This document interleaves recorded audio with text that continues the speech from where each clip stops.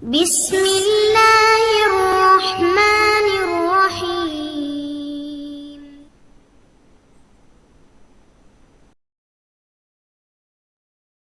அஸ்ஸலாமு அலைக்கும் வரஹ்மத்துல்லாஹி வபரகாத்துஹு. அன்பிற்குரிய சகோதர சகோதரிகளே, நீங்களும் ஆலிம்களாகலாம் என்ற இந்த தொடர் வகுப்பில் திங்கள் செவ்வாய் ஆகிய 2 நாட்கள் சஹீஹுல் புகாரி என்கிற ஹதீஸ் நூலின் நேரடி தமிழாக்கத்தையும் தேவைப்படும் விளக்கங்களையும் பார்த்து வருகிறோம்.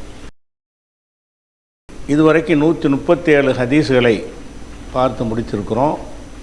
இன்றைக்கு 138வது ஹதீஸ் பார்க்கணும். இந்த 138வது ஹதீஸுக்கு முன்னாடி ஒரு பாட தலைப்பு கொடுக்குறாரு. பாபு தஹ்ஃபீஃபி ஃபில் உலூயி. இது பாடத்தினுடைய தலைப்பு. தஹ்ஃபீஃப் என்று சொன்னால் ஒரு காரியத்தை லேசாக குறைவாக செய்தல் அப்படிங்கிறது தஹ்ஃபீஃபுக்கு அர்த்தம். ஒரு 10 தடவை செய்கிற ஒரு செய்ய வேண்டிய விஷயத்தை ஒரு 2 தடவை செய்கிறது, கம்மியாக செய்கிறது, அல்லது பெரிய அளவில் செய்ய வேண்டியதை சின்ன அளவில் செய்கிறது. இதுக்கு தஹ்ஃபீஃபுங்கிற வார்த்தையை சொல்லுவாங்க. இது ஹஃபஃப என்கிற சொல்லுடைய மஸ்தர். பாபு தஹ்ஃபீஃபி உலுவுனா ஒலுவை எளிதாக குறைவாக செய்தல் அப்படின்னு வருது. இதுக்கு என்ன அர்த்தம்னு வச்சுக்கிட்டோம்னு சொன்னால், ரசூல் ஸல்லல்லாஹு அலைஹி வஸல்லம் அவர்கள் சில ஹதீஸுகளில் உலுவை நல்லா விரிவாக செய்தார்கள் அப்படின்ட்டு வரும். சில ஹதீஸுகளில் ஒலுவை சுருக்கமாக செஞ்சாங்க அப்படின்ட்டு வரும். அந்த விரிவாக சுருக்கமாக என்பதனுடைய அர்த்தத்தை நம்ம சரியாக விளங்கிக்கணும். இப்போ கையை கழுவுன்னு வைங்களேன், பாதி வரைக்கும் கழுவுறதுக்கு பேர் அது ஒலுவே கிடையாது. கையை கழுவுறதுன்னா முழுசாக தான் கழுவணும். அப்போ சுருக்கம்ங்கிறது எதில் வரும்னு சொன்னால் அதனுடைய எண்ணிக்கையில் தான் வரும். அதாவது சில வேளை 3 தடவை ரசூலுல்லாஹ் கழுவி ஒலு செய்வாங்க. ஒரு அவசரத்துக்கு அல்லது தண்ணி கம்மியாக இருக்கும்போது ஒலு செய்ய நினச்சாங்கன்னு சொன்னால் ஒவ்வொரு தடவை கழுவுவாங்க. அப்போ ஒவ்வொரு தடவை கழுவுறது சுருக்கமாக செய்தல், 3 தடவையாக கழுவுதல் என்பது பூரணமாக செய்தல் அப்படிங்கிறது அந்த பின்வரக்கூடிய ஹதீஸ்களையெல்லாம் பார்க்கும்போது உங்களுக்கு விளங்கும். இப்போ பாபு தஹ்ஃபீஃபி உலுவுனா ஒலுவை சுருக்கமாக செய்தல். அதில் 138 ஹதீஸை கொண்டு வர்றாரு. என்ன கொண்டு வர்றாருன்னா, ஹத்தஸனா அலி இப்னு அப்துல்லா. அலி இப்னு அப்துல்லா என்பவர் நமக்கு அறிவித்தார். அவர் சொன்னார், ஹதஸனா சுஃபியான். சுஃபியான் என்பவர் நமக்கு அறிவித்தார். அவர் யார் வழியாக அறிவித்தார்னா அம்ரின், அம்ரு வழியாக அறிவித்தார். அந்த அம்ரு என்பதற்கு வாவு போடுவாங்க. உமருன்னு சொன்னால் வாவு போட மாட்டாங்க. அம்ருன்னு சொன்னால் அந்த ரேக்கு அப்புறம் அந்த வாவை போடுவாங்க. வாவு இருந்தாலும் விளங்கிக்கிறணும், அம்ருன்னு விளங்கிக்கிறணும். ஏன்னா இந்த ஜேர் ஜபர் ஹரக்கத்துலாம் அரபியில் இருக்காது. உங்களுக்கு காட்டுறதுக்காக இப்படி போட்டு காட்டுறமே தவிர ஒரிஜினலாக அரபி கிதாபுகளில் இந்த ஜேர் ஜபர்லாம் இருக்காது. அப்போ அது இல்லாமல் கண்டுபிடிக்கிறதா இருந்தால் அந்த வாவு இருந்துச்சுன்னா அம்ருண்டு வாசிப்பாங்க, வாவு இல்லைன்னா உமருண்டு வாசிடுவாங்க.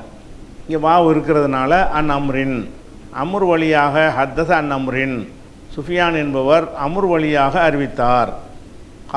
அவர் சொன்னார், அஹ்பரணி குரைபுன், குரைபு என்பார் எனக்கு அறிவித்தார்.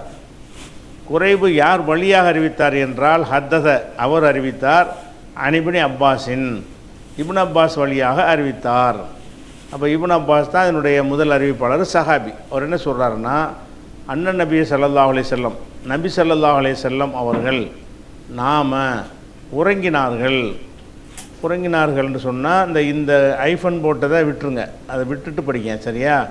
அதாவது நாம் உறங்கினார்கள், ஹத்தா இல்தஜா, உருக்களித்து படுக்கும் வரை அளவுக்கு உறங்கினார்கள். இல்தஜா என்று சொன்னால் இப்படி மல்லாக்க படுக்கிறோம்ல அப்படி படுக்காமல், அல்லது குப்புற படுக்கிறோம்ல அப்படி படுக்காமல், ஒரு பக்கமாக உருக்களித்து படுக்கிறோம்ல அதுக்கு பேர் இல்தஜா. அது வலது பக்கமும் படுக்கலாம், இடது பக்கம் படுக்கலாம், 2 பக்கம் படுக்கிறதுக்கு அந்த சொல்லு இல்தஜாங்கிற வார்த்தை. அப்போ நாம் உறங்கினார்கள், ஹத்தா இல்தஜா அவங்க உருக்களித்து படுக்கும் அளவுக்கு உறங்கினார்கள். அப்புறம் ஹத்தா நஃபக, குறைட்டு விடும் அளவுக்கு உறங்கினார்கள். ஹத்தா நஃபகன்னா குறைட்டு விடும் அளவுக்குன்னு வருது. இதில் ஹத்தா இல்தஜாங்கிற ஒரு சொல்லு, ஹத்தா நஃபகங்கிற ஒரு சொல்லு. இதில் அறிவிப்பாளர் இப்னு அப்பாஸ் இந்த வார்த்தையை சொன்னாரா அந்த வார்த்தையை சொன்னாரா என்றதில் அவர்கிட்ட கேட்ட குறைப்புக்கு சந்தேகம். அதனால் என்ன பண்ணுறாருன்னு கேட்டால், இவர் வந்து ஹத்தா நஃபக என்றும் சில நேரம் சொல்லியிருக்கிறாரு, சில நேரம் ஹத்தா இல்தஜான்னு சொல்லியிருக்கிறாரு என்பதை சொல்வதற்கு தான் இந்த வாசகத்தை போடுறார். ருப்பமா கால, சில நேரத்தில் அவர் சொன்னார் ஹத்தா நஃபக. இதில் இன்னொன்று கவனிக்கணும், இந்த ருப்பமா காலங்கிறது இருக்குல்ல, இது வந்து இந்த இடத்துல இருக்கக்கூடாது. உண்மையில் பார்க்க போனால் இந்த இடத்துல இந்த ருப்பமா காலம் இருக்கக்கூடாது. எங்கே இருக்கணும்னு கேட்டால், இந்த இல்தஜா இருக்குல்ல, இதுக்கு பின்னாடி தான் இருக்கணும், இங்கே இருக்கணும், இப்படி இருக்கணும். அதாவது ஹத்தா இல்தஜா, இதை வந்து இது அழிச்சு விட்டேன். அழிச்சிட்டு இருக்குன்னு கேட்டால், இந்த இடத்துல அது இருந்தாலும் அர்த்தம் செய்யும்போது இங்கே தான் அர்த்தம் செட் ஆகும். அப்போ மறுபடி பாருங்கள், இப்போ அண்ணன் நபி ஸல்லல்லாஹு அலைஹி வஸல்லம் நாம ரசூல் ஸல்லல்லாஹு அலைஹி வஸல்லம் உறங்கினார்கள் ஹத்தா இல்தஜா, ஒருக்களிக்கும் அளவுக்கு, ஒருக்களித்து படுக்கும் அளவுக்கு உறங்கினார்கள். ருப்பமா கால, சில நேரத்தில் அவர் சொல்லியிருக்கிறார் ஹத்தா நஃபக. நஃபகன்னா குரட்டை விடுறது. தூங்கும்போது ஒரு பெரிய சத்தம் வரும்ல, மூச்சு வந்து ஒரு கடுமையான சத்தத்தோடு வெளிப்படுறதுக்கு பேர் குரட்டைன்னு நம்ம வச்சுருக்கிறோம். அதுக்கு உள்ள அரபி வார்த்தை நஃபக. நஃபக என்றால் குரட்டை விடும் அளவுக்கு அவங்க வந்து உறங்கினார்கள். அப்போ குரட்டை விடும் அளவுக்கு உறங்கினார்கள் என்று அவர் சொன்னாரா, அல்லது ஒருக்களித்து படுக்கும் அளவுக்கு உறங்கினார்கள் என்று சொன்னாரா என்றதில் இவருக்கு டவுட் வந்ததுனால ருப்பமா கால, சில நேரத்தில் அவர் சொல்லியிருக்கிறார் ஹத்தா நஃபக அப்படின்றப்போ, ஹத்தா நஃபகங்கிற வார்த்தையை சொன்னாரா ஹத்தா இல்தஜான்னு சொன்னாரான்னு டவுட்டு. ஆனால் இவர் வந்து அந்த ஹத்தாவுக்கும் இல்தஜாவுக்கும் நடுவில் கொண்டே இதை போட்டார் புகாரி. இன்னமா காலங்கிறது ஒரு சொல்லை வந்து ரெண்டு விதமாக சொன்னாங்கன்னு சொன்னால், அந்த ஒரு விதமான சொல்லை முடிச்சுட்டு அடுத்த விதமான சொல்லுக்கு நடுவில் அதை போடணும். ஹத்தா இல்தஜான், ஹத்தான்னு மட்டும் ஒருத்தர் பேச மாட்டார், நடுவில் நுழைக்க மாட்டார். ஹத்தா இல்தஜா அல்லது ஹத்தா நஃபக அப்படி தான் சொல்லணும் வாஸ்தப்படி. அந்த கிராமர் பிரகாரம், ஒழுங்கு பிரகாரம் வர்றதா இருந்தால், இப்போ நான் போட்டு காட்டியிருக்கிறேன்ல, இது நாங்கள் கொண்டாந்து நுழைச்சிருக்கிறேங்க, இந்த மாதிரி தான் அதை வரணும். ஆனால் அவர் என்ன பண்ணுறாருன்னா, இந்த ருப்பமா காலம் இந்த இடத்துல வச்சுருக்காரு, இந்த இடத்துல வச்சுருக்காரு. இருந்தாலும் அங்கே வச்சாலும் அர்த்தம் செய்யும்போது யார் அர்த்தம் செஞ்சாலும் இந்த இடத்துல வச்சு தான் அர்த்தம் செய்வாங்க.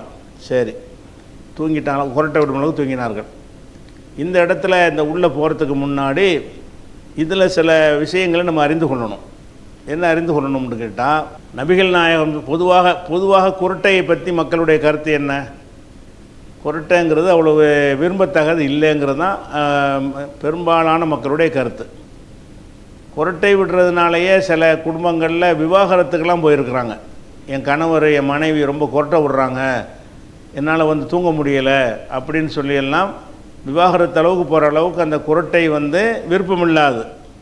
ஒரு 10 பேர் படுத்திருக்கிற இடத்துல ஒருத்தர் குரட்டை விட்டார்னு வைங்களேன், மற்ற 9 பேருக்கு அது ஒரு டிஸ்டர்பாகவே இருக்கும். அவங்க தூங்காமல் இருந்தாங்கன்னு சொன்னால் அவங்கள அந்த குரட்டைங்கிறது ஒரு விதமான பீதியை உண்டாக்கும். அப்போ ஒரு குரட்டை விடுதல்ங்கிறது ஒரு நல்ல ஒரு விஷயமாக மக்கள் வந்து கருதுறது இல்லை. ஆனால் நபிகள் நாயகம் ஸல்லல்லாஹு அலைஹி வஸல்லம் அவங்க அல்லாஹ்வுடைய தூதராக இருந்தாலும், பல சிறப்புகள் அவங்களுக்கு இருந்தாலும், மனிதர்னு காட்டுவதற்காக வேண்டி இதெல்லாம் குரட்டைங்கிற ஒரு பலவீனம். இந்த குரட்டை விடாதவர்களாக அவங்கள எல்லாம் படைச்சிருக்கலாம் நினச்சான்னு சொன்னான். இவங்க சில விஷயங்களை ரசூலுல்லாஹ் வந்து மனித படைப்புக்கு அப்பாற்பட்டவர்கள்லாம் பேசுகிறாங்களே, அதுக்காக வேண்டி எல்லாம் என்ன செய்கிறான்னு கேட்டால், நபி ஸல்லல்லாஹு அலைஹி வஸல்லம் தூங்கும்போதே குரட்டை விடுவாங்க. பொதுவாக குரட்டை விடுறது யாருக்கும் பிடிக்காது. குரட்டை விடுதல் வந்து பொதுவாக குரட்டை விடுறது நல்லதான்னு கேட்டால் என்ன சொல்லுவாங்க, இல்லை அவ்வளோ நல்லது இல்லை. இப்போ நல்லது இல்லைன்னு நினைக்கக்கூடிய தன்மையும் ரசூலுல்லாஹ்ட்ட இருந்திருக்கு. இயல்பில் இருக்கிறது எல்லாமே பர்ஃபெக்டாக 100% இருக்குதுன்னு சொல்ல முடியாது. நபிகள் நாயகம் ஸல்லல்லாஹு அலைஹி வஸல்லம் அவர்களே என்ன செய்வாங்கன்னா, தூங்கும்போது குரட்டை விடுதல் என்ற ஒரு விஷயம் வந்து சில குறைபாடுகளாகவும் விஞ்ஞானத்தில் சொல்கிறாங்க. அந்த மூச்சு குழாயில் ஏற்பட்ட பிரச்சனைங்கிறது சொல்கிறாங்க. அப்படி இருக்கிறதுனால இது ஒரு பேசிக்காக நீங்கள் வச்சுக்கணும். நபி ஸல்லல்லாஹு அலைஹி வஸல்லம் அவர்கள் அவங்களுக்கு வந்து இந்த குரட்டை விடுவது நல்லது இல்லைன்னு இருந்தால் கூட தனக்கு குரட்டை வராமல் ஆக்கிக்கொள்ள முடியல. குரட்டை விடக்கூடியவர்களாக தானே இருக்கிறாங்க. குரட்டை விடுறதுங்கிறது யாருக்கும் பிடிக்காதுன்னு தெரியும். ஆனால் அவங்களுக்கு குரட்டை வந்திருக்குது. அப்போ குரட்டை வந்தால் என்ன, ஒன்றும் செய்ய முடியாது.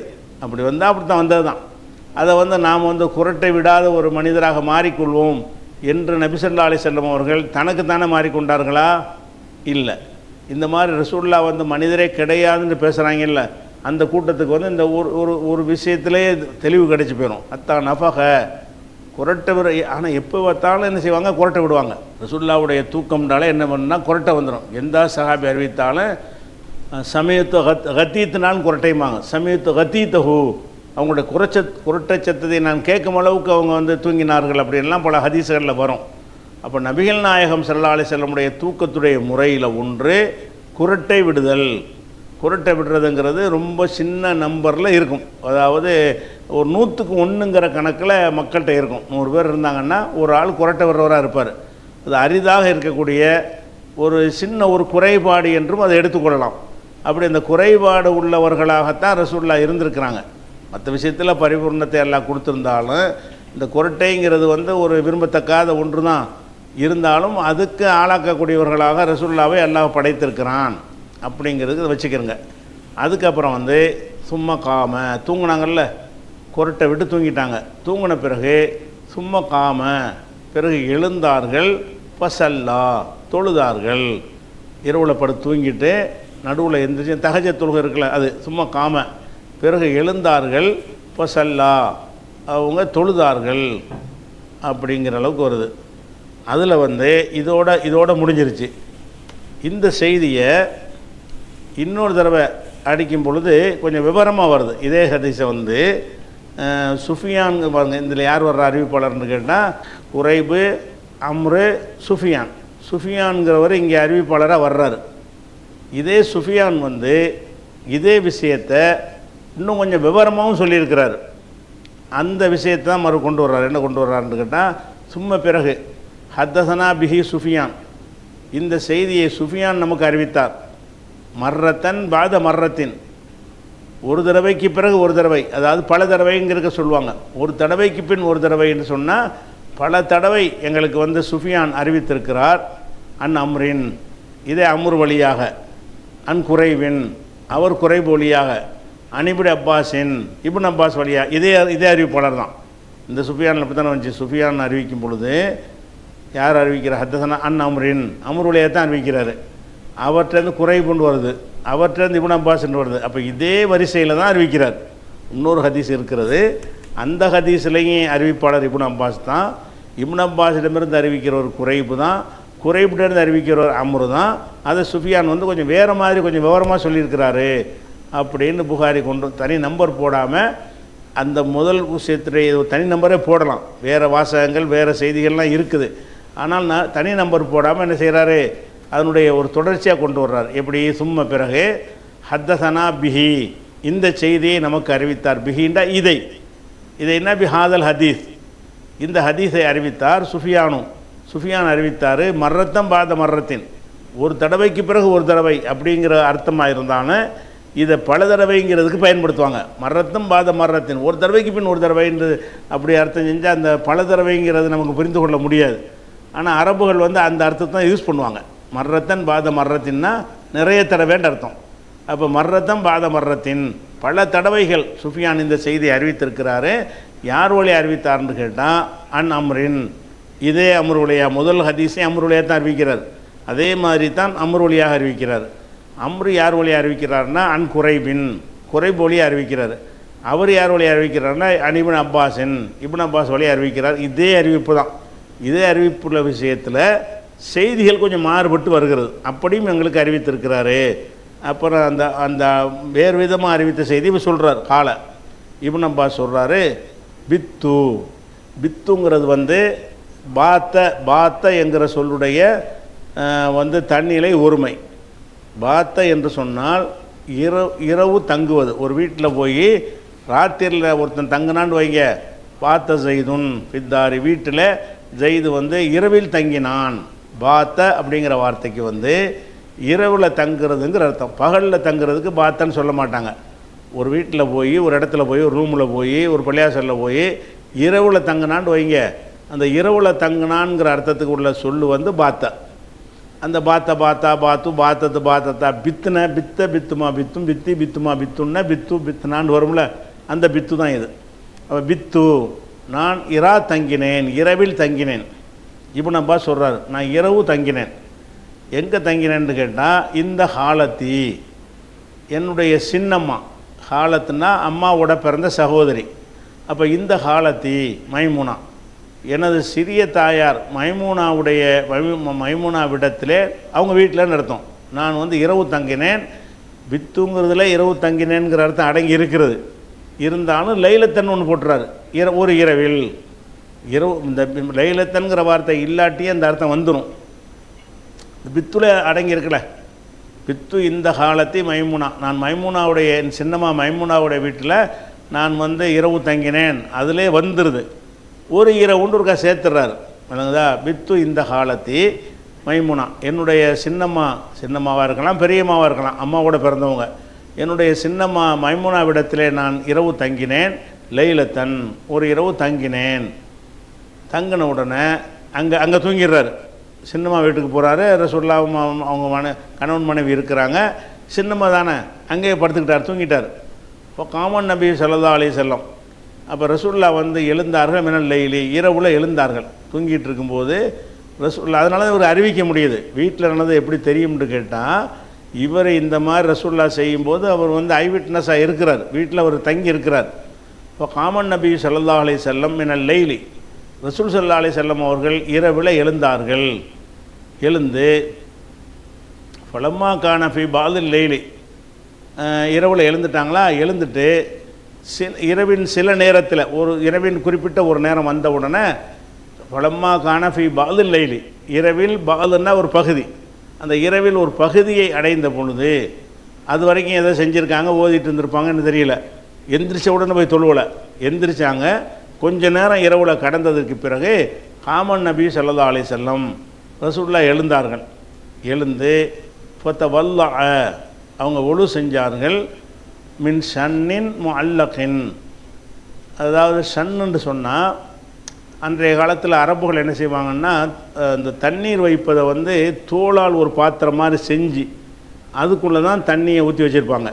தண்ணி குடிக்கிற தண்ணி இருக்குது, அந்த குடிக்கிற தண்ணியை ஊற்றி வைப்பதற்கு அவங்க பயன்படுத்தினது என்னென்னு கேட்டால், தோல் இருக்குல்ல, மாட்டுத்தோல் ஆட்டுத்தோல் மாதிரி, அந்த தோலில் அப்படி பை மாதிரி செஞ்சு அது உள்ளக்க தான் தண்ணி என்ன செய்வாங்க, ஊற்றி வச்சுருப்பாங்க.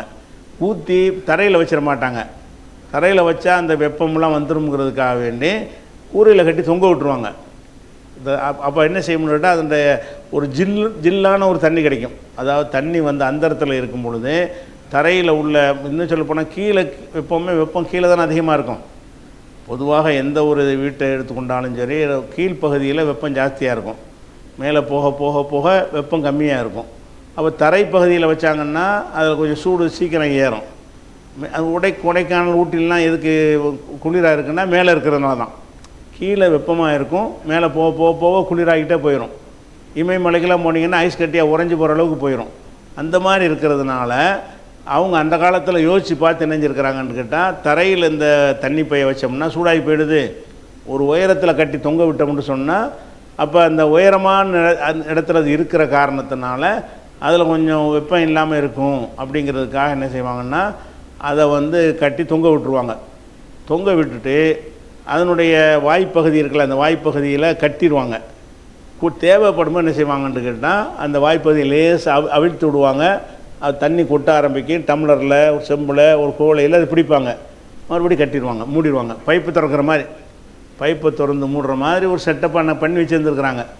அப்போ அந்த தோல் பைக்கு பேர் வந்து ஷன்னுன்னு சொல்லுவாங்க. அரபில் என்ன செய்வாங்க, ஷன்னுன்னு சொன்னால் தண்ணீர் வைப்பதற்காக தோளால் செய்யப்பட்ட ஒரு பாத்திரம், தண்ணீர் வைக்கக்கூடிய ஒரு சேமிப்பு பாத்திரம்னு அர்த்தம். அதுக்கு அல்லக்க என்றால் தொங்க விட்டான்னு அர்த்தம். அல்லக்கன்னு சொன்னால் ஒரு பொருளை மேலே தொங்க விடுறது. அல்லக்கவுடைய இஸ்முல் மஃபூல் வந்து அல்லக்கு, தொங்க விடப்பட்டது. அப்போ இப்போ அர்த்தம் செய்யுங்க. ஃபதவல்லா, ரசூலுல்லாஹ் ஒழு செஞ்சார்கள். மின் ஷன்னின் முஅல்லகின், தொங்க விடப்பட்ட அந்த தோல் பையிலிருந்து ஒழு செஞ்சார்கள். அப்போ அந்த தண்ணீரை வந்து கீழே எடுத்து வச்சு ஊற்றிலாம் செய்யலை, கட்டி தொங்க விட்ட தோல் பையில் லேசாக ஓப்பன் பண்ணுவாங்க. சுட்டு சுட்டாக கொஞ்சமாக தண்ணி வரும், அதில் ஒழு செய்வாங்க. அப்படியே அந்த இடத்துல ஒழு செய்வாங்க. ரசூலுல்லாஹ் என்ன செய்கிறாங்கன்னு கேட்டால், அந்த தோல்லேருந்தே தண்ணி வர்ற மாதிரி, பைப்புலேருந்து தண்ணி வடிகிற மாதிரி வரும்ல, அதை கம்மியாக ஓப்பன் பண்ணி வைத்து அதில் ஒழு செய்கிறாங்க. வேகமாக ஓப்பன் பண்ணி அப்படி தண்ணி சீக்கிரம் ஓடி போயிடும், நம்மளாக விளைவிக்கிறது. ஃபதவல்லா, ரசூலுல்லாஹ் ஒழு செஞ்சார்கள். மின் ஷன்னின் முஅல்லகின், தொங்க விடப்பட்ட தோல் பையிலிருந்து ஒழு செஞ்சார்கள். உலுவன் ஹஃபீஃபன், சுருக்கமான உழுவாக உழு செஞ்சார்கள். இதுதான் பாட தலைப்பு. சுருக்கமாக உழு செய்தர்னு தலைப்பு கொடுத்தார்ல, அது எங்கேருந்து எடுத்தாருன்னு கேட்டால் இந்த சொல்லேருந்து எடுத்திருக்கிறார். உலுவான் ஹஃபீஃபன், சுருக்கமான உழு செஞ்சார்கள். இப்போ சுருக்கமாக செஞ்சாங்கன்னு அர்த்தம், இந்த 3 தடவை கழுவலன்னு அர்த்தம். சுருக்கமாக உழு செஞ்சார்கள்னு கேட்டால் முகத்தை ஒரு தடவை, கையை ஒரு தடவை, தண்ணி ரொம்ப தேவையாக இருந்திருக்கும், குடி தண்ணீருக்கு தேவைப்பட்ட தண்ணீராக கூட இருந்திருக்கும், அதிக தண்ணீரை யூஸ் பண்ணிடக்கூடாது என்பதற்காக கூட செஞ்சுருக்கலாம். அது போதுமானது என்ற காரணத்தினால செஞ்சாங்க. ஒரு தடவை உழு செஞ்சாலும் போதும் தானே, அதுவும் போதுமான உணவு தான் அது. அப்போ பார்த்தா வல்லா மின் ஷன்னின் முஅல்லகின், தொங்கவிடப்பட்ட தோல் பையிலிருந்து உழு செஞ்சார்கள். உல்வன் ஹஃபீஃபன், அது சுருக்கமான உழுவாக செஞ்சார்கள். இதை செய்யும்போது அந்த சுருக்கம்ங்கிறது இருக்குல்ல, அதை ஒருத்தர் அந்த அறிவிப்பாளர் அம்ருங்கிறவர் அறிவிக்கிறார்ல, அவர் என்ன செய்கிறாருன்னா, அதான் இப்னு அப்பாஸ்டருந்து குறைப் அறிவிக்கிறார், குறைபிடமிருந்து அம்ரு அறிவிக்கிறார். இந்த அம்ருங்கிறவர் என்ன செய்கிறாருன்னு கேட்டால் அதை செஞ்சு காட்டுறாரு. குறை கொஞ்சமாக செஞ்சாங்கன்னு கையினால் காட்டுவாங்கல்ல, அதை யுஹஃபிஃபுஹு அம்ருன், அம்ரு என்பவர் அதை சுருக்கமாக காட்டினார். ஒரு சொல்லால் மட்டும் சொல்லாமல் சுருக்கமாக உழு செஞ்சார்கள் அப்படின்னு சொல்லிட்டு சுருக்கமாக செஞ்சார்கள்னு சொல்லும் பொழுது சைகையிலே அதை காட்டுறார். யுஹஃபிஃபுஹு அம்ருன், அம்ரு என்பவர் ரொம்ப குறைவாக அதை காட்டினார். அப்படி சின்னது அப்படி அது செஞ்சு காட்டியிருக்கிறார். கல்லிலுஹு, அதை குறைவானதாக காட்டினாரே, குறைச்சி செஞ்சாங்க என்பதை சைகை மூலமாகவும் காட்டி விளக்கினார். விளக்கிட்டு ஒக்காம, இது இடைப்பட்டது. இது ஐஃபன் போட்டு பிரிக்க வேண்டிய விஷயம் அதுங்கதா. ஐஃபனை கொண்டு அங்கே போட்டிருக்காங்க, இங்கே போடணும். ஹஃபிஃபு அம்ருன் கல்லிலுஹு, சரி. பிறகு ஒக்காம, பிறகு ரசூல்லா எழுந்தார்கள். யுசல்லி, தொழுவதற்காக எழுந்தார்கள். உழு செஞ்சோன்னே தொழுவதற்கு எந்திரிச்சாங்க. அப்போ இதை இப்னு அப்பாஸ் பார்த்துட்ருக்காருல, அவர் என்ன பண்ணுறாரு சொல்கிறாருன்னு கேட்டால், ஃபதவல்லது, நானும் உழு செஞ்சேன். நஹ்வன் மிம்மா தவல்லா, தவல்லான்னா தவல்லா நபி உழு செஞ்சார்களே அதுக்கு நெருக்கமாக, நகவுன்னா அது போல, அதுக்கு நெருக்கமாக, கரீபுங்கிற அர்த்தம். நகவுங்கிற வார்த்தைக்கு நெருக்கமாக என்ற அர்த்தமும் இருக்கிறது. இது போல் அது போல், அது மாதிரி ஒன்றை போல் ஒன்று செஞ்சாங்கன்றவங்களேன், அவனை போல் செஞ்சாங்கிறதுக்கு நகவுன்றுவாங்க. நகவமா ஃபால, அவன் செஞ்ச மாதிரி இவனு செஞ்சான், அந்த செஞ்ச மாதிரிங்கிறதுல அந்த மாதிரிங்கிற அர்த்தத்துக்கு நகுவை பயன்படுத்துவாங்க. நம்ம கிராமருக்கு நகுண்டு இருந்தாலும் அது கிராமர் பாடத்துக்கு தான். இதில் நகுவுக்கு என்ன அர்த்தம்னு சொன்னால் அது போல. ஃபதவல்லாத்து, நான் ஒழு செஞ்சேன். நகவன் மிம்மா தவல்லா, அவங்க ஒழு செஞ்சதுலேருந்து ஒழு செஞ்சது போல, அது மாதிரி, அதுக்கு நெருக்கமாக நான் நினைஞ்சேன் ஒழு செஞ்சேன். அவர் ரசூலுல்லாஹ் ஒழு செஞ்சதை பார்த்துட்டு இருக்கிறாரு. சரி, நம்மளும் ஒழு செஞ்சுட்டு போய் சேர்ந்து தொழுவோமே அப்படின்னு சொல்லி ரசூலுல்லாஹ் செஞ்ச மாதிரி நானும் ஒழு செஞ்சேன். பிறகு சும்மா ஜித்து, பிறகு நான் வந்தேன். இப்போ கும்து, நான் நின்று கொண்டேன். அன் யசாரிஹி, அவங்களுடைய இடது பக்கம் நின்று கொண்டேன் அப்படின்னு வருது. இந்த இடது பக்கம் என்பதற்கு அரபு மொழியில் பரவலாக பயன்படுத்துறது ஷிமால். ஷிமால் என்றாலும் எசார் என்றாலும் இடது பக்கம்னு அர்த்தம். ஷிமால்ங்கிற வார்த்தைக்கும் எசார் என்கிற வார்த்தைக்கும் அரபில் என்ன அர்த்தம்? இடதுபுறம் அப்படின்ற அர்த்தம். இப்போ அன் யசாரிஹி, ரசூலுல்லாஹ்வுடைய இடது பக்கம் போய் நான் நின்று கொண்டேன் அப்படிங்கிறார்ல. இந்த இடதுங்கிறதை சில நேரத்தில் ஷிமாலுன்னு சொல்லியிருக்காரு சுஃபியான். ஒரு ஆள்கிட்ட அறிவிக்கும் போது எசாருங்கிறாரு, இன்னொரு ஆள்கிட்ட அறிவிக்கும் போது ஷிமாலுங்கிறாரு. இடதுங்கிற அர்த்தம் தானே, சொல்லுக்கு சொல்லு மனப்பாடம் பண்ணி சொல்லணும்னு அவசியம் கிடையாது, கருத்தை சொன்னால் போதும். அப்போ எசார்னு என்று ஒரு தடவை சொல்கிறாரு, ஒரு தடவை ஷிமால் என்று சொல்கிறாரு. அதை இடையில சேர்க்குறாரு. ரூபமா கால சுஃபியான் சில சமயம் சொல்லுவார் அன் ஷிமாலிஹி என்று சொல்லுவார். ரெண்டு ஒன்று தான். அன் எசாரிஹி என்று சொன்னாலும் அன் ஷிமாலிஹி என்று சொன்னாலும் இடப்புறமாகன்ற அர்த்தம். சில நேரத்தில் இடப்புறத்துக்கு உள்ள ஒரு சொல்லு எசார், அதை பயன்படுத்துகிறாரு. சில நேரத்தில் இடப்புறத்துக்கு சொல்லாக இருக்கக்கூடிய ஷிமால், அதை பயன்படுத்துகிறாரு. அப்போ ஷிமால் எசார்னு ரெண்டு சொல்லு இடத்துக்கு இருக்கிறது. ஒரு தடவை அறிவிக்கும் போது எசாரிஹி என்று சொல்கிறாரு, இன்னொரு தடவை அறிவிக்கும் போது ஷிமாலிஹிங்கிறாரு. இதில் அந்த கருத்தில் ஒன்றும் மாற்றம் வராது. எசார் சொன்னால் என்ன, ஷிமால் சொன்னால் என்ன, ரெண்டுமே இடது பக்கத்துக்குடைய சொல்லு தானே. அப்படி போய் நின்ட்டாங்க. இப்போ இப்னு அப்பாஸ் என்ன செய்கிறாருன்னா, ரசூலுல்லாஹ் கிட்ட தொழுகிறாங்க. ரசூலுல்லாஹ்வோட இடது பக்கம், ரசூலுல்லாவோட இடது பக்கத்தில் போய் நின்று கொண்டார், பின்பற்றி தொழுவ போகிறார். அப்போ இப்படி தொழுவும்போது ஹவ்வலனி, ரசூலுல்லா என்னை திருப்பினார்கள். ஹவ்வலன்னா திருப்புறது, திருப்பி ஃபஜாலனி என்னை ஆக்கினார்கள், அன் யமீனிஹி அவங்களுடைய வலப்புறத்திற்கு ஆக்கினார்கள். இப்படி நிற்கிறாரில் இடது பக்கம், ஆளை பிடிச்சி தூக்கிட்டு வந்து இப்படி கொண்டு வந்து இங்கே நிப்பாட்டிக்கிட்டாங்க. அவர் நிற்கிறது இடது பக்கம். இடது பக்கம் நிற்கிறவர் என்ன செஞ்சாங்கன்னா, அவங்க திருப்புறதா இருந்தால் தலையை பிடிச்சி அல்ல சட்டையை பிடிச்சி தோளில் கையை வச்சு அப்படியே ஆளை இழுத்துக்கிட்டு வந்து இங்கே ஒன்றா நிப்பாட்டிட்டாங்க வலது பக்கம். அப்போ ஹவ்வலனி என்னை திருப்பினார்கள், ஃபஜாலனி என்னை ஆக்கினார்கள், அன் யமீனிஹி அவங்களுடைய வலதுபுறமாக ஆக்கினார்கள், இடதுபுறம் நிற்கக்கூடாது. அப்போ இதுவரைக்கும் உள்ளதில் ஒரு சட்டம் நம்ம எடுக்கலாம். என்ன எடுக்கலான்ட்டு கேட்டால், ஒரு மனிதர் தொழும்போது இன்னொருவர் வந்து சேருவதாக இருந்தால் அவர் இமாமுடைய இடது பக்கத்தில் நிற்கக்கூடாது, வலது பக்கம் நிற்கணும். இடது பக்கம் நின்றுட்டார்னு சொன்னால் இமாம் திருப்பி கொண்டாந்து வலது பக்கத்தை நிப்பாட்டிடணுங்கிற சட்டம் வழங்குது. அப்போ சஃப்பில் நிற்கக்கூடிய ஒரு தன்மை வழங்குறது. அதே மாதிரி வந்து தொழுகையில் இருக்கிற அந்த முறைகளில் அருகில் உள்ளவர் தவறு செஞ்சார்னு சொன்னால் அந்த அருகில் உள்ளவர் வந்து அதை என்ன செய்யலாம், அதை கவனித்து சரி பண்ணலாம். அவங்களாட்டு தொழுதுட்டு இருக்க வேண்டியதானே, பிடிச்சி எதுக்கு நிப்பாட்டுறாங்க, ஒன்றா நிப்பாட்டுறாங்க, இவர் வந்து நிற்கிற வேண்டிய முறையில் நிற்கலை இவர் அப்படின்ற உடனே தொழுது கொண்டு இருக்கும் பொழுதே தொழுகைக்கு அப்பாற்பட்ட வேலை தானே இது, பிடிச்ச ஆளை நிப்பாட்டி கொண்டாந்து இப்படி கொண்டாந்து சேர்த்தாங்கன்னு வருது. இப்படி ஒரு சட்டமும் அதில் எடுக்கலாம். அப்போ ரசூல் ஸல்லல்லாஹு அலைஹி வஸல்லம் அவர்களுக்கு இடது பக்கம் போய் நின்றார், இடது பக்கம் நிற்கக்கூடாதுங்கிற சட்டமும் இதில் விளங்குகிறது. அதுபோக அவருக்கு அப்படி செஞ்சார்கள்னா, யாராவது தொழுகையில் தவறு செஞ்சாங்கன்னு சொன்னால் அதை கரெக்டாக நம்ம செய்யலாம். நீங்கள் வரிசையில் தொழுகையில் வரிசையில் நிற்பாங்க, நிற்கும்போது கேப் விட்டு நின்றாங்கன்னு வைங்க, நம்ம போய் என்ன செய்யலாம், முதுகுக்கு பின்னாடி போய் ரெண்டு பேரையும் கொஞ்சம் சேர்த்து விட்டு நெருக்கி விடலாமான்னா விடலாம். ஏன்னு கேட்டால் நெருக்கி நெல்லுங்கள்னு ஹதீஸ் இருக்குது. இவன் ஒரு ஆளுக்கு இடையில் இன்னொரு ஆள் நுழையிற அளவுக்கு இடத்த விட்டு நிற்கிறாங்க. அது சரியில்லைன்னு நீங்கள் கருதுனீங்கன்னு சொன்னால் அவங்கள அப்படி தள்ளி விட்டு என்ன செய்யணும், நெருக்கி விடலாம். அல்லது வரிசையில் நிற்கும்போது ஒரு ஆள் இப்படி நிற்கிறார், முன்பின்மா நிற்கிறாங்க, அவர் பின்னாடி நிற்கிறார், முன்னாடி தள்ளி விடலாம். அல்லது முன்னாடி நிற்கிறவர் கொஞ்சம் பின்னாடி இழுத்து சமப்படுத்தலாம். இந்த மாதிரி ஒருத்தர் தொழுதுகிட்டு இருந்தால் கூட இந்த மாதிரி மிஸ்டேக்குகள் நடக்கும் என்று சொன்னால் தொழுகையில் இருந்து கொண்டே சரி செய்யலாம். தொழுதுகிட்டு இருக்கிற ஒரு ஆள் என்ன செய்யலாம், அதை சரி செய்யலாம். இப்போ நமக்கு 3வது சஃபில் நம்ம நிற்கிறோம், 2வது சஃபில் நமக்கு மேலே முன்னாடி நிற்கக்கூடிய ஒரு ஆள் வந்து 2 ஆளுக்கு வந்து ஒரு ஆள் முன்னையும் ஒரு ஆள் பின்னையுமா நிற்கிறாங்க, நமக்கு தெரியுது. நம்ம தொழுதுகிட்டு இருக்கும்போது அதை கரெக்ட் பண்ணலாம், அது தப்பே கிடையாது. தொழுகையில் ஏற்படுகிற தவறுகளை தொழுது கொண்டிருக்கும் நிலையிலேயே ஒருவர் சரி செய்யலாமான்னா ரசூலுல்லாஹ் சரி செஞ்சுருக்கிறாங்களே, அதான ஆதாரம், செய்யலாம்.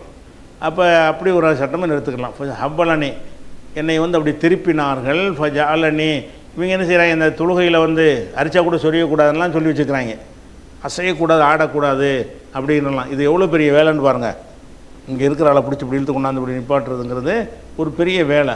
அதை செஞ்சுருக்கிறாங்க. தேவைக்கு செய்கிறது வந்து தொழுகையை பாதிக்காது. அப்போ ஹவ்வலனி என்னை ரசூலுல்லாஹ் திருப்பினார்கள், ஃபஜாலனி அன் யமீனிஹி அவங்களுடைய வலது பக்கம் என்னை நிப்பாட்டினார்கள், சும்மா சல்லா பிறகு தொழுதார்கள், மாஷா அல்லாஹ் நாடிய அளவுக்கு தொழுதார்கள். எத்தனை ரக்காத்துன்னு ஒரு யாவும் இல்லை, அதனால் என்ன பண்ணிட்டார், மாஷா அல்லான்னு போட்டார். சும்மா சல்லா பிறகு ரசூலுல்லாஹ் தொழுதார்கள், மாஷா அல்லாஹ் நாடியதை தொழுதார்கள். 8 10 4 5 தொழுதார்கள். தொழுது விட்டு சும்மல் தஜா பிறகு வந்து ஒரு கழித்து படுத்து கொண்டார்கள். நாம உறங்கினார்கள். ஹத்தா நஃபக குரட்டை விடுற வரைக்கும் உறங்கினார்கள், ஒரு கழித்து படுத்தார்கள். நாம ஹத்தா நஃபக குரட்டை விடும் அளவுக்கு நினைஞ்சாங்க, உறங்கினார்கள். மறுபடியும் குரட்டை தான். சும்மா பிறகு அத்தாகுல் முனாதின்னு சொன்னால் நாதா என்று சொன்னால் அழைத்தான் என்று அர்த்தம். முனாதின்னு அழைப்பவர். பாங்கு சொல்கிறவருக்கு இன்னொரு பேர் முனாதின்னு சொன்னால் என்ன செய்கிறது, பிலால்னு அர்த்தம். அப்போ வந்து பாங்கு சொல்கிறவர் வந்து ரசூலுல்லாஹ்ட்ட வந்தார். சும்மா பிறகு அத்தாகுல் முனாதி வந்து ரசூலுல்லாஹ்ட்ட வந்தார். முனாதி என்றால் முஅஸ்ஸின், பாங்கு சொல்கிறவர். நாதான்னு சொன்னாலும் நிதான்லாம் நிதாவுடைய ஹர்ஃப்லாம் சொல்கிறோம்ல, அழைப்பதற்குரியது, அதிலேருந்து பிறந்தது தான் முனாதிங்கிறது. நாதாவிலிருந்து இஸ்முல் ஃபாயிலும் முனாதி. அப்போ சும்மா பிறகு அத்தாஹு ரசூலுல்லாஹ்விடத்தில் வந்தார் அல் முனாதி, பிலால் வந்தார், அதாவது அறிவிப்பாளர் வந்தார். வந்து ஆதனஹு பிஸ்ஸலா தொழுகையை பற்றி அவங்களுக்கு அறிவிப்பு செஞ்சார். வக்தாயிடுச்சு, காம சொல்ல நேரமாச்சு வாங்க அப்படின்னு சொல்லிட்டு ஃபஜ்ர் தொழுகை இரவில் இவங்க தொழுகிறாங்களா, தொழுது படுத்துட்டாங்க, படுத்து தூக்கம் போட்டாங்க. தூக்கம் போட்ட உடனே இவர் என்ன செய்கிறாரு, பிலால் வந்து அறிவிப்பார், ரசூலுல்லாஹ் வாங்க காமத்துக்கு டைம் ஆகிடுச்சின்னொடனே ரசூலுல்லாஹ் எந்திரிச்சு போய் தொழுவாங்க. அது சொல்கிறாங்க ஃபாதனோ பி சலாத்தி, அவங்களுக்கு தொழுகையை பற்றி அறிவிப்பு செய்தார், நினைவூட்டினார். நினைவூட்டின உடனே காம மாஹு இலசலா, அவரோட சேர்ந்து ரசூலுல்லாஹ் வந்து தொழுகைக்கு போயிட்டாங்க. இப்போ சல்லா ஒழு செஞ்ச தொழுதார்கள், உளமையத்தை வல்ல ஒழு செய்யலை அப்படின்னு வந்து முடியுது. அப்போ தூங்குனாங்கன்னு வருது, தூங்கிட்டு ஒழு செய்யாமல் இருக்கலாம் அப்படின்னு ஒரு சந்தேகம்லாம் இருக்கா. இந்த விஷயங்களையெல்லாம் நம்ம நாளைக்கு படத்தில் பார்ப்போம்.